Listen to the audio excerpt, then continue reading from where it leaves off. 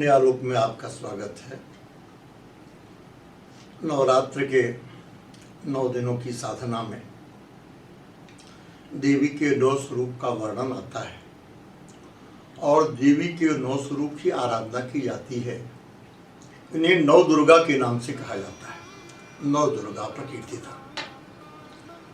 वास्तव में अगर विचार किया जाए तो दुर्गा सप्तशती का पाठ करते समय आपने देखा होगा, समस्त तेजपुंज, देवताओं का तेजपुंज एकत्र होकर के 9 दुर्गा बनी और फिर ये अंतर्धान जब हो गई तो समस्त सृष्टि में समा गई। समष्टि नहीं, व्यष्टि में भी समा गई।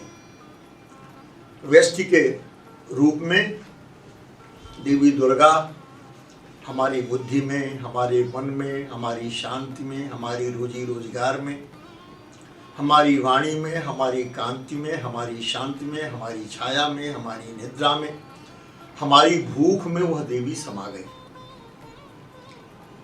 अंतर्ध्यान होने का मतलब कहीं उनको जाना नहीं था, देवी को व्यापक स्वरूप धारण कर लेना था, व्याप्त हो जाना था। जैसे एक शक्ति कण कण में व्याप्त हो जाए, ऐसे देवी को कण कण में व्याप्त हो जाना था। 9 दुर्गा की पूजा करते समय नवरात्र के दिनों में हम एक एक शक्ति का जागरण करते हैं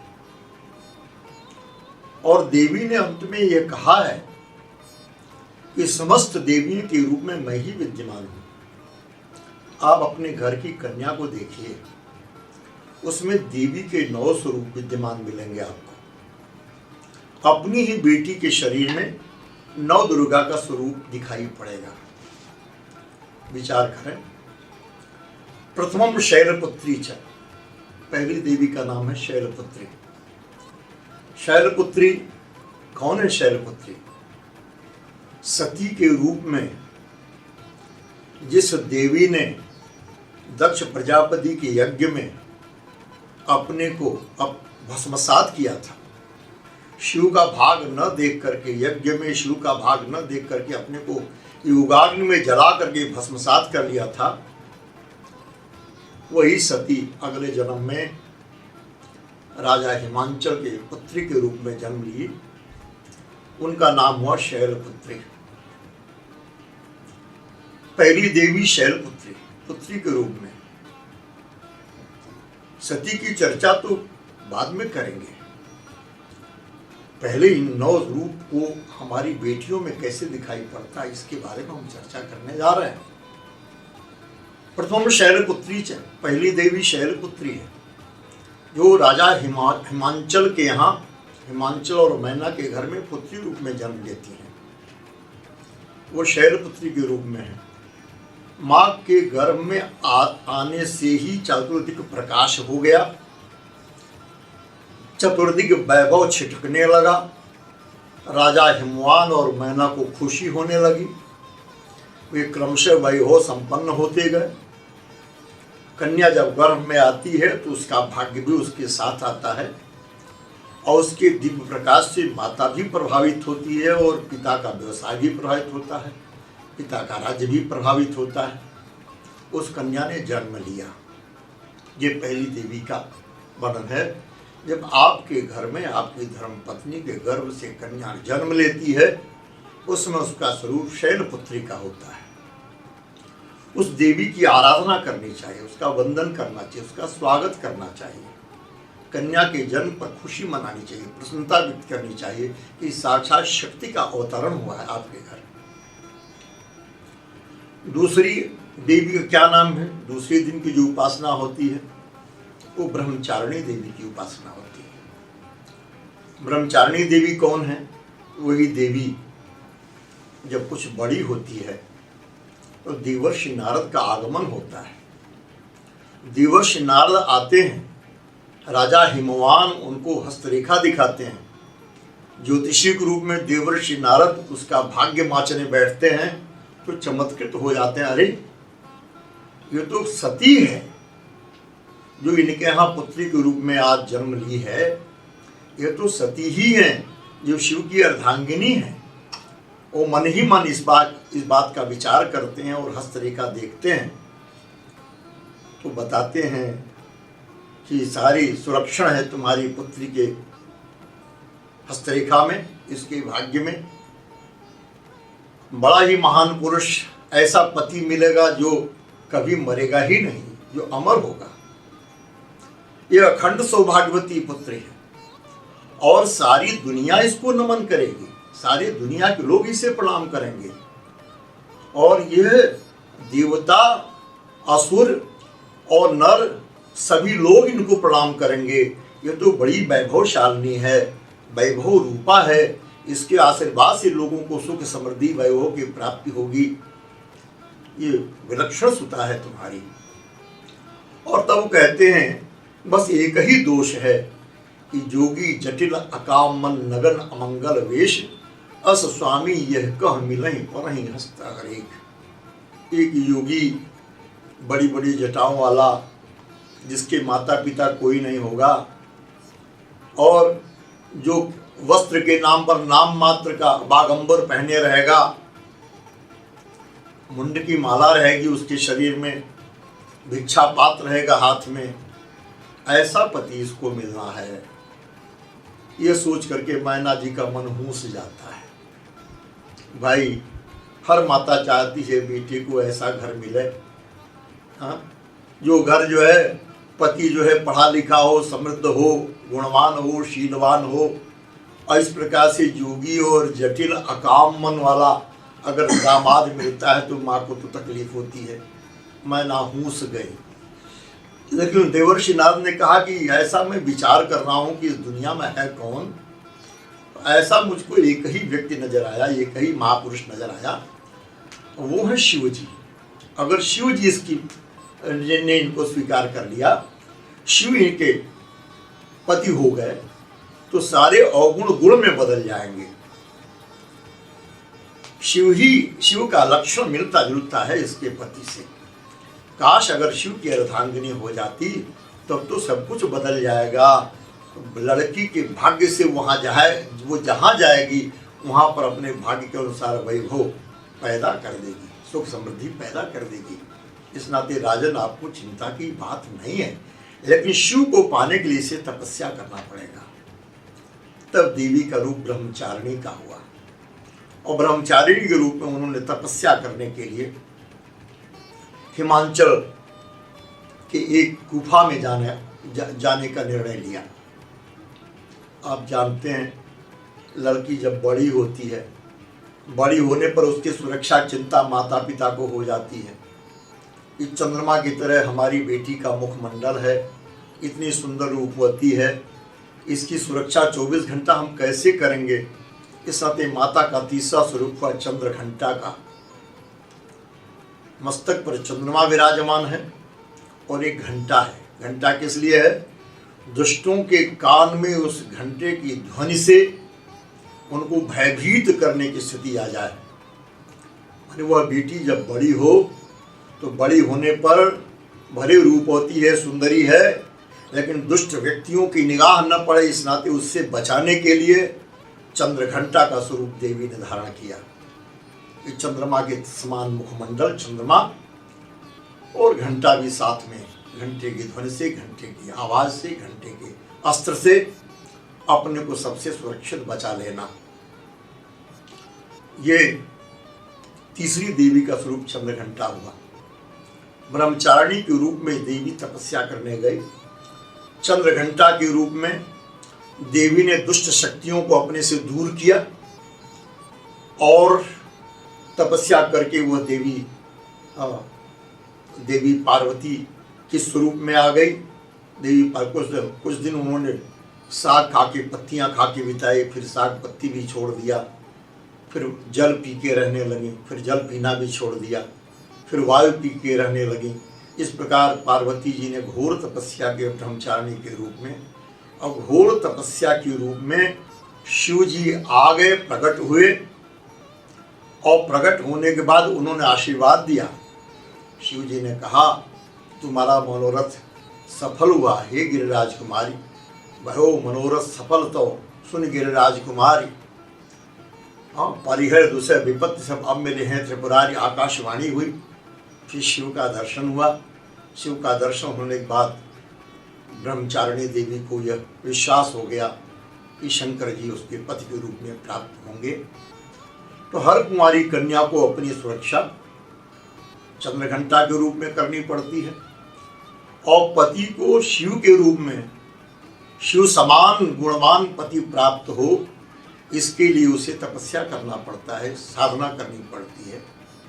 इसलिए कुंवारी कन्याएं गौरी की उपासना करती हैं। हमारी भारतीय परंपरा में हर कुंवारी कन्या को गौरी पूजन के लिए कहा जाता है।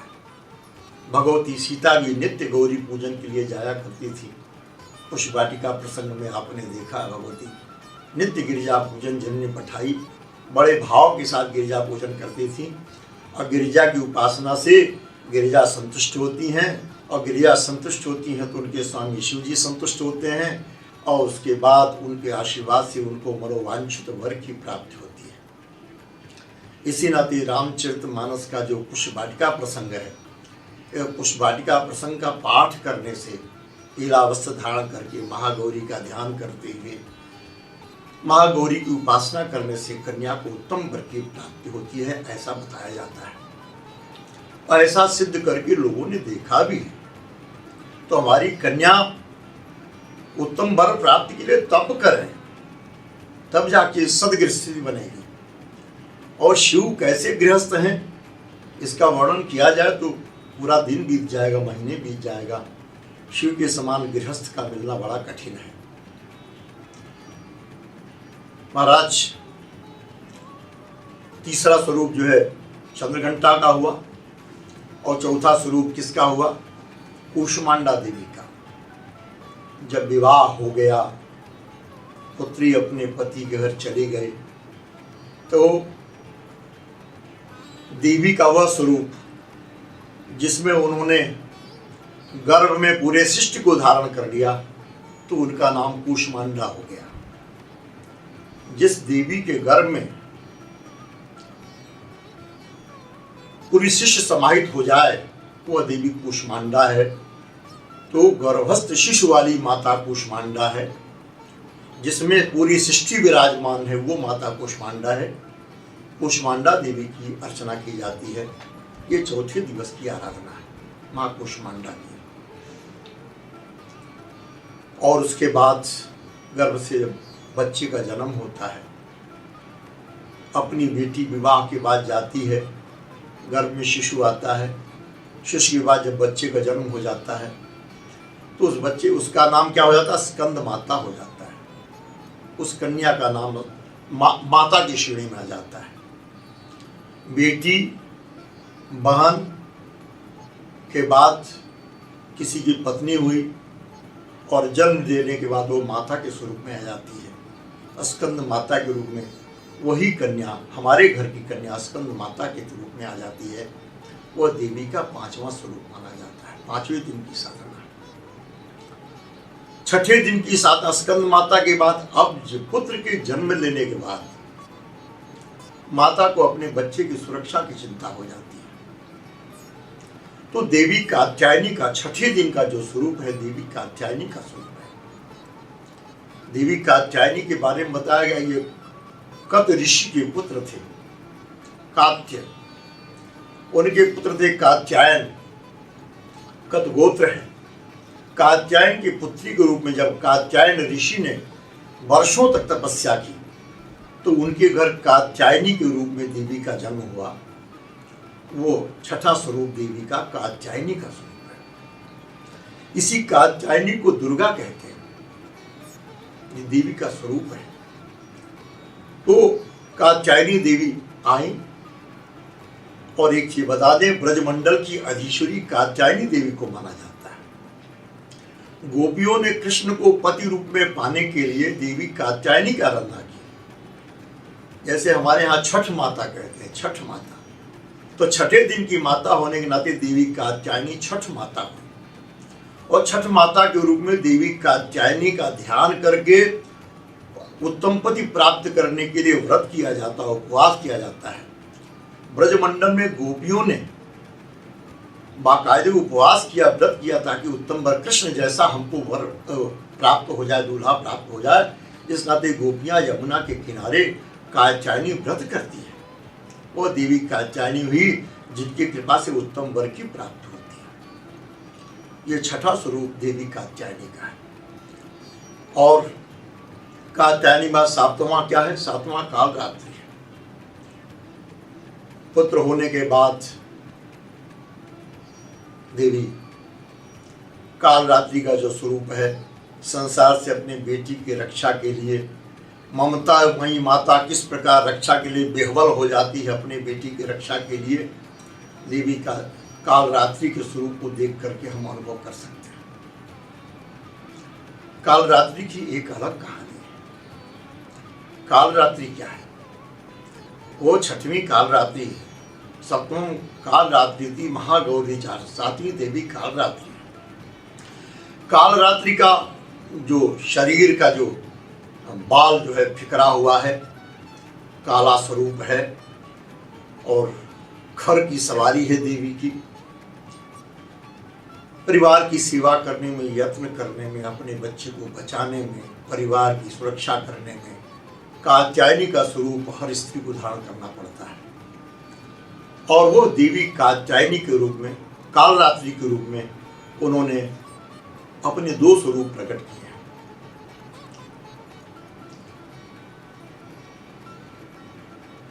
और सातवीं जो देवी है वो महागौरी का स्वरूप है।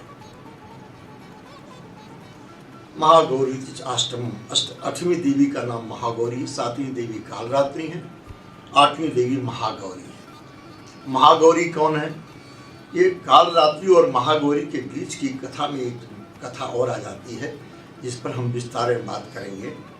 एक बार पति पत्नी के बीच में कभी कभी विवाद हो जाता है, कभी कभी पति चिढ़ा देता है अपनी पत्नी को और चिढ़ा देने पर दोनों में नाराजगी हो जाती है। एक बार शिव जी ने कह दिया काली कहीं की, पार्वती को कह दिया काली कहीं की। देवी रुष्ट हो गई, रुष्ट होके चली गई, पर्वत श्रृंखलाओं में किसी गुफा में बैठ गई, तपस्या में लीन हो गई। शिव जी ने कह दिया काली कहीं की। गौरी के ही, अब आप अगर सप्तशती पढ़ेंगे तो सप्तशती पढ़ने में आपको मिलेगा कि माँ पार्वती एक दिन गंगा स्नान करने जा रही थी। गंगा स्नान करते समय सारे देवता स्तुति कर रहे थे। शुंभ निशुंभ के कारण वो व्यथित थे। उन्होंने स्तुति करना शुरू किया तो जो गौरी ने पूछा कि किसकी स्तुति कर रहे हो, तो उनके शरीर से एक स्वरूप निकला, कौशिकी का स्वरूप निकला, अंबिका का स्वरूप निकला। उसने कहा कि देवी मेरी स्तुति करते रहे थे। और कौशिकी का शरीर गौरी के शरीर से निकला कि गौरी का शरीर काला पड़ गया, एकदम काली हो गई। काला पड़ जाने के कारण संभवतः वही रूप रहा होगा जिसको शिव जी ने कह दिया काली कहीं की। काली सुनकर के देवी रुष्ट हो गई और चली गई नाराज होकर के। बाद में जब शिव मनाने को गए